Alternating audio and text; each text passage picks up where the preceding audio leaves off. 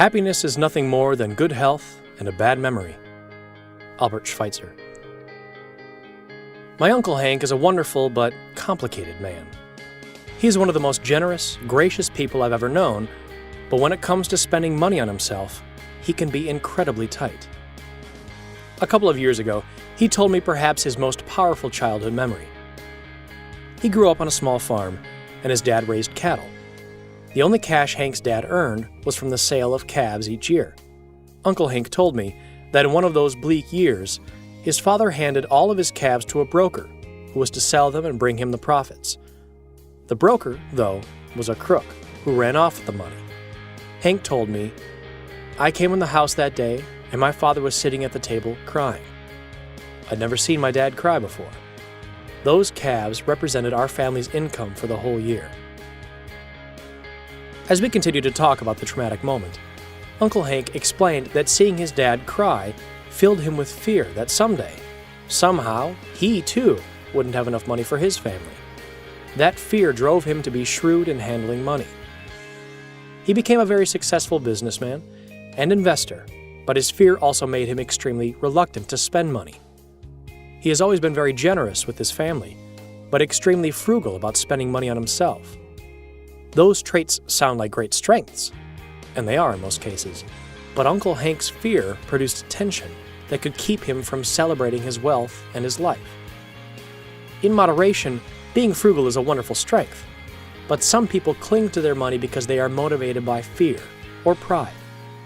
Money is meant to accomplish good and noble purposes, so frugality only has meaning if it channels our money to efficiently use our resources to fulfill our life's purposes. Connecting the dots. When I meet with people, I often ask them a couple of questions. What are some of your early memories about money? And what are some ways those experiences affect your attitudes and choices about money today? I've been amazed at some of the stories people have told me, and I've also been amazed at their insights about the life-changing impact of these experiences. Let me share a few with you. Kim told me that when she was about 5 years old, her aunt suggested that she save some of her 25-cent allowance each week to buy something she really wanted. Instantly, she knew exactly what that would be: a ballerina watch. She had seen it at a store for $3.25. Kim saved her money every week, and in exactly 13 weeks, she and her aunt marched into the store to buy the watch. Kim reflected, "To this day, I've always realized that to get something I really want, I have to be disciplined to save for it. That's a lesson I learned from my aunt and a pretty pink ballerina watch." Taylor is only 25, but he learned valuable lessons from his first 2 jobs. His first one was a minimum wage job at a t-shirt store at the mall. He worked after school and on Saturdays, and he spent most of his time folding shirts and looking for something to fill his time. He soon realized that jobs like that are incredibly boring, and some of his friends were making a lot more money waiting tables at local restaurants. Taylor isn't a quitter, so he stayed at the shop as long as he could stand it. But after a year, he applied for a job at a steak restaurant. Instead of being bored, he now came home frazzled because the complexity of orders, the pace, and the need to interact amiably with customers stressed him out. But he was making far more money from the tips than he made at the mall, and that kept him motivated. At the store in the mall, Taylor learned that minimum wage jobs may not require much of you, but they don't reward you much either. As a waiter, he found out that hard work pays off and that generosity is one of the highest virtues. He has graduated from college and is making a good living in a job he loves. Even today, when he goes out to eat with his dad, he checks to be sure his father leaves a sizable tip. That's important to Taylor. Peter didn't have any trouble remembering an important event about money from his childhood. He told me that his father made a lot of money in the furniture business. So much money that he bought diamonds and furs for Peter's mom. But when Peter was about 9, suddenly the market changed and the store went out of business. He remembered, "All of a sudden we went from riches to wondering if we were going to eat. It was awful. I didn't really know what was going on. All I knew was that my mother was really upset. One day she boxed up a lot of her nice clothes and we took them to a place downtown. After we got there, I realized she was selling her nicest clothes to get some money to buy food.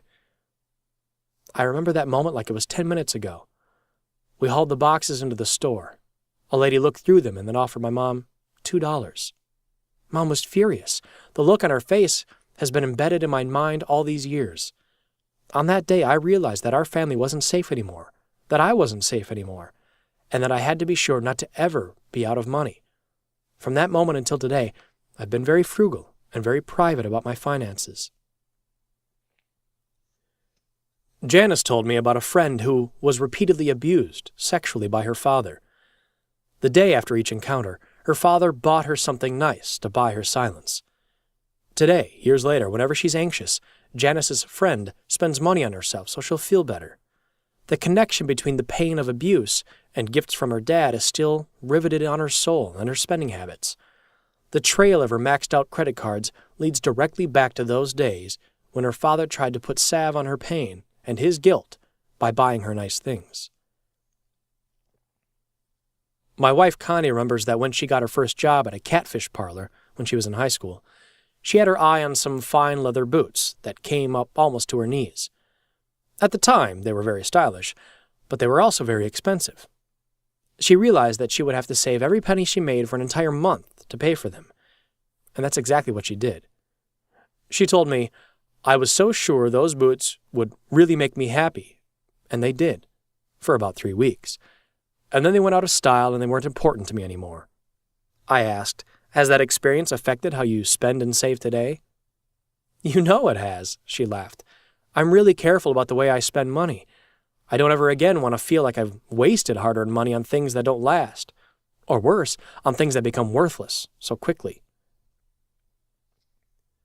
My first memory about money occurred when I was about 5 years old. My father had just been discharged from the military, and we were very poor, living in a trailer park. One day, I went with my mother to check the mail. When the box was empty, I could tell she was really sad and anxious.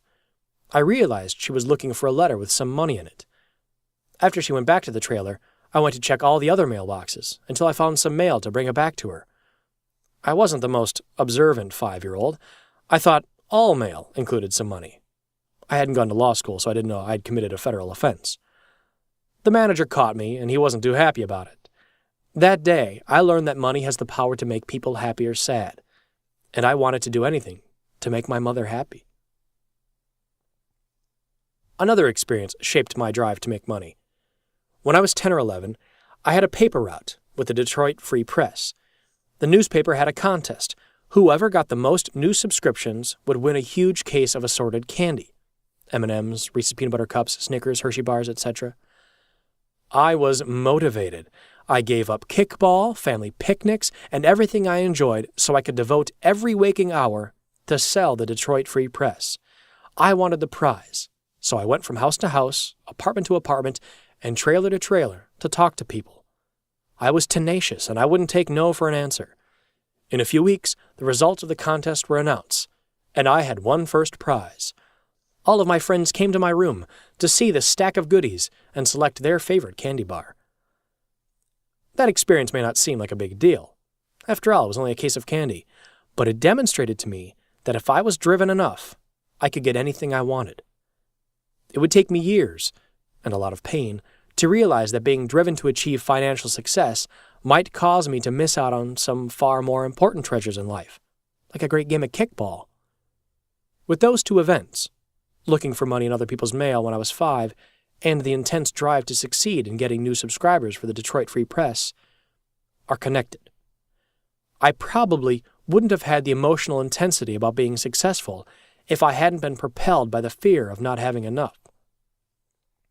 Some of us can easily think of our first memories when we were very young, but others more easily recall the delight of getting their first paycheck from their first job in high school, or the finances related to some other important event in their lives.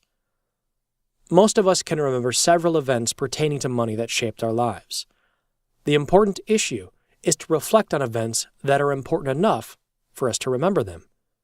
Each of these is probably significant in more ways than we might first imagine. The questions I ask my clients are helpful to everybody, but they may be especially helpful to those who are buried in debt or barely above water. Sometimes when I talk about finances, especially spending habits, to people in these groups, some of them shake their heads and tell me, I don't know why in the world I do some of the things I do. Sometimes I buy things even though I know I can't afford them. It just doesn't make any sense. But actually, if we connect the dots of our present attitudes and behaviors to important moments in our past, it might make perfect sense. With those insights, we more clearly see our choices so we can make better decisions.